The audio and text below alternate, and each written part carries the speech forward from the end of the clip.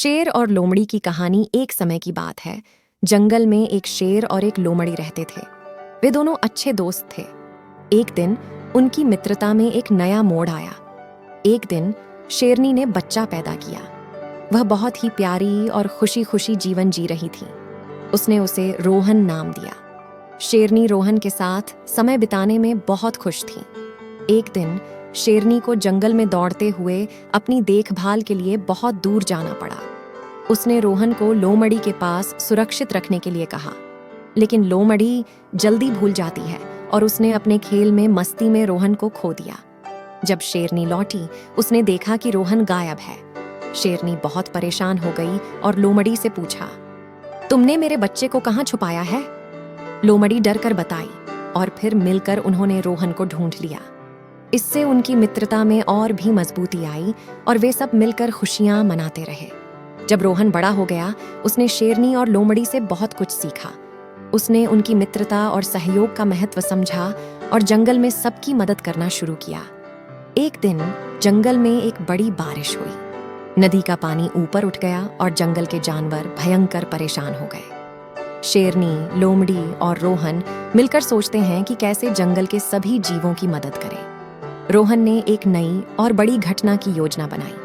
उसने जंगल के सभी जानवरों को एकत्रित किया और एक साथ मिलकर एक महासागर बनाया, जिसमें सभी जीव आसानी से पार कर सकें।